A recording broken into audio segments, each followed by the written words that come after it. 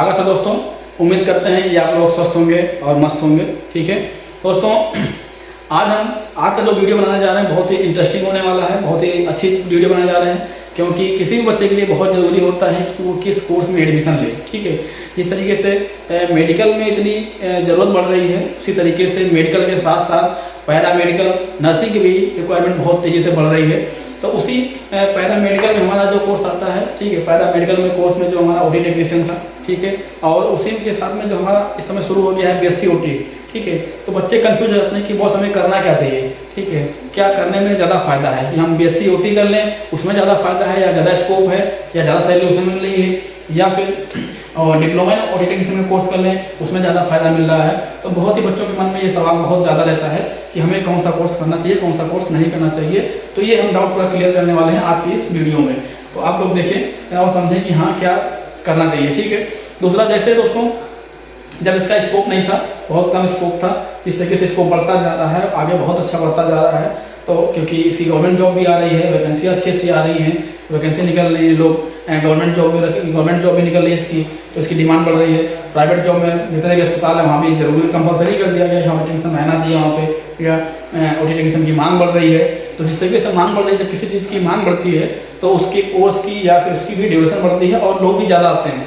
ठीक है, उसमें भी उसकी क्वालिटी बढ़ाई जाती है। ठीक, जैसे बहुत समय पहले था कि सर्टिफिकेट कोर्स चलते थे, हर एक चीज़ का सर्टिफिकेट कोर्स हुआ करता था, या फिर 3 महीने का या 6 महीने का कोर्स हुआ करता था, जिसको हम सर्टिफिकेट कोर्स कहते थे। ठीक है, तो बहुत समय पहले ओटी टेक्नीशियन का भी सर्टिफिकेट कोर्स हुआ करता था। ठीक है, तो हमारे जो बहुत सीनियर, पहले वाले जो सीनियर हैं वो लोग सर्टिफिकेट वाला कोर्स किए थे। ठीक है, 6 महीने का, साल भर का सर्टिफिकेट कर लेते थे तो उनका हो जाता था, वो अपना जॉब करते थे अच्छी जगह से। फिर धीरे धीरे ये हुआ कि बहुत सारे लोग इंटरेस्टेड हो रहे हैं, बहुत सारे लोग आ गए हैं, तो थोड़ा सा और उसमें इंप्रूवमेंट किया गया, उसको और अच्छे से विस्तार से हमारे सिलेबस और विस्तार से बढ़ाया गया, तो वो डिप्लोमा हो गया। ठीक है, तो डिप्लोमा हमारा 2 साल का था, ओटी टेक्नीशियन का कोर्स 2 साल का था।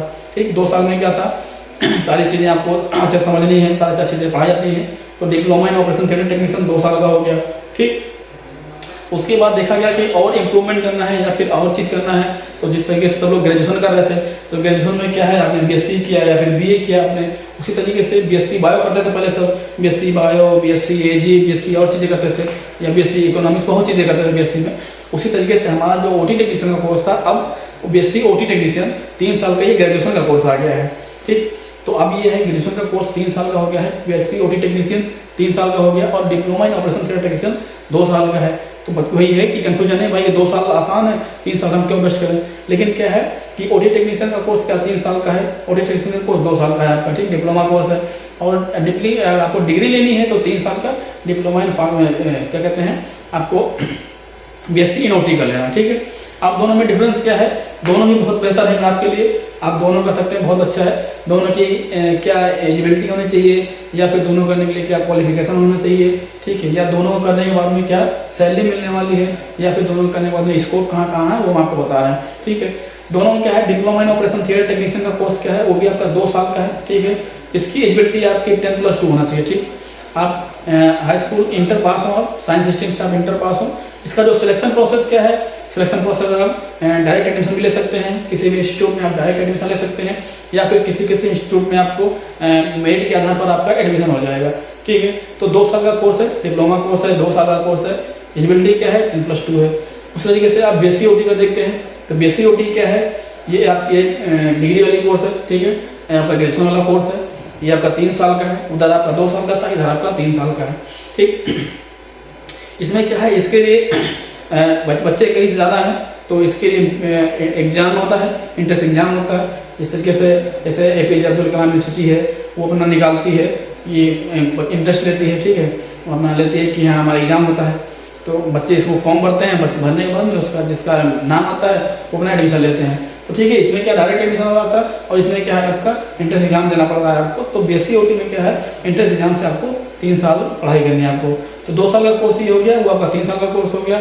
इसमें diploma in operation theatre technician में क्या था, आपको इंटरव्यू के इस पर आपको मेरिट के आधार पर आपका एडमिशन हो जाता था, और इसमें क्या है बीएससी ओटी में आपका इंटरव्यू, आपको एग्जाम दे करके आपका एडमिशन हो रहा है। ठीक, क्लियर हो गया है। उसके बाद हम देखते हैं कि आगे दोनों की सैलरी क्या होने वाली है। भाई हम 3 साल बाद कंप्लीट करके आएंगे, बीएससी ओटी करके आएंगे, या फिर डिप्लोमा ओटी करके आएंगे, तो दोनों की सैलरी क्या होगी, या स्कोप कहाँ कहाँ पे है। ठीक है, तो डिप्लोमा इन ऑपरेशन थिएटर का कोर्स करके भी आप अच्छी जगह जॉब कर सकते हैं, किसी भी हॉस्पिटल में ओटी टेक्नीशियन के बतौर काम कर सकते हैं, अच्छे से काम कर सकते हैं।